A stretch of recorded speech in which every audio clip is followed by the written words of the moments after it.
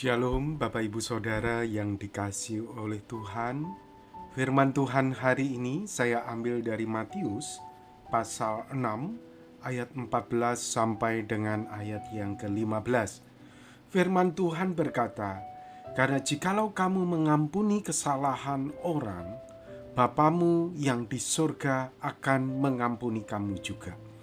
Tetapi jika kamu tidak mengampuni orang, Bapamu juga tidak akan mengampuni kesalahanmu." Amin. Bapak, Ibu, Saudara, hari ini kita belajar tentang mengampuni.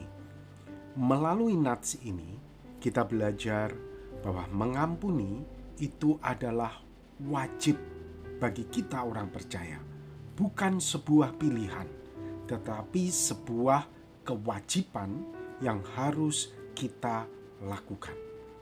Jika engkau terluka, jika engkau dirugikan, maka Tuhan memerintahkan kita untuk wajib mengampuni. Jika kita tidak mengampuni, dengan jelas firman Tuhan menyatakan kepada kita, Bapa di surga tidak akan mengampuni kita. Kita semua bersalah, dan kita semua telah diampuni oleh Bapa di surga lewat kematian Tuhan Yesus di atas kayu salib. Karena itu, kita sudah diampuni, maka sekarang menjadi kewajiban kita juga untuk bisa mengampuni orang-orang di sekitar kita yang bersalah kepada kita. Mengampuni adalah kewajiban.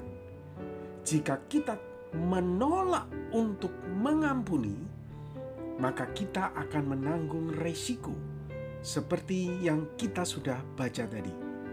Resiko itu adalah pengampunan yang telah kita terima melalui Tuhan Yesus Kristus itu menjadi gugur.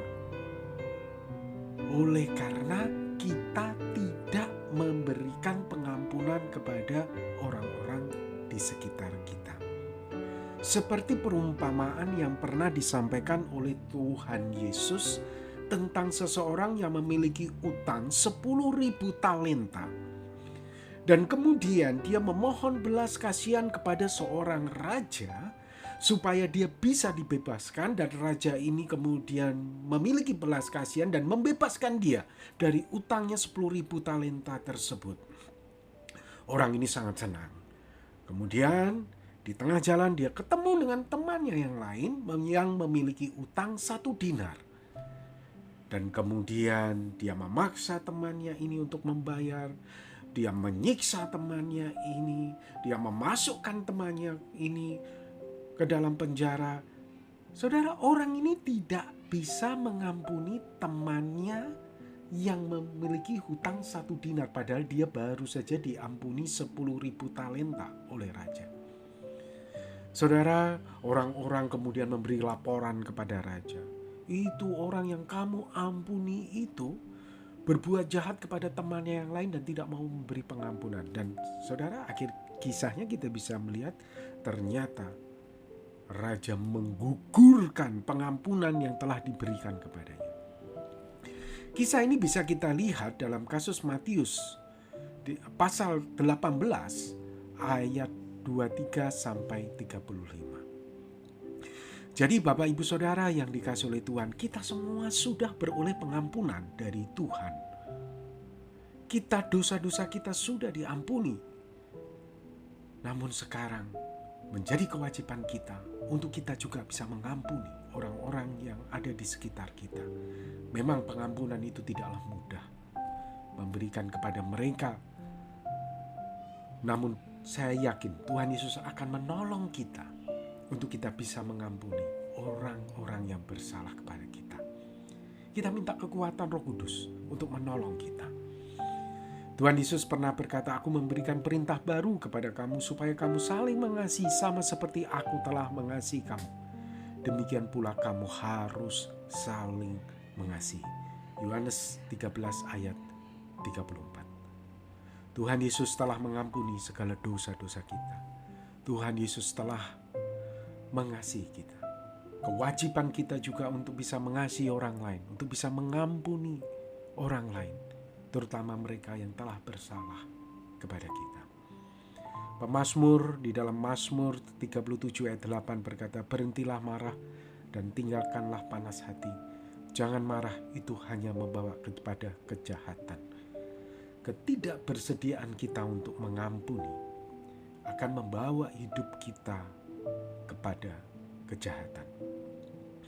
Tidak heran, banyak orang walaupun hidup kaya raya namun tidak bahagia, karena memang tidak mampu untuk bisa mengampuni orang lain.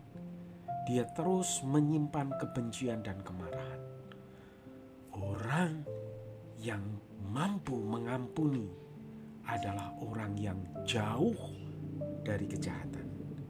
Dan tentunya secara otomatis, karena jauh dari kejahatan, hidupnya bahagia, hidupnya sejahtera.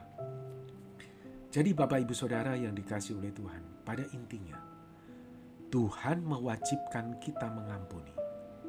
Itu untuk kebahagiaan dan kebaikan kita sendiri. Jadi kita tidak punya pilihan. Kita harus mengampuni. Dan jika itu berat, ada Roh Kudus yang diam di dalam hati kita, dalam hidup kita.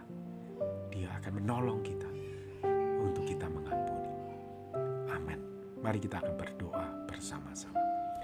Tuhan, terima kasih untuk firman yang Tuhan sudah nyatakan kepada kami. Tolonglah kami ya Tuhan, untuk kami bisa mengampuni orang lain seperti Engkau telah mengampuni kami. Terima kasih untuk firman-Mu ini. Berkati hidup kami sepanjang hari ini. Di dalam nama Tuhan Yesus kami berdoa.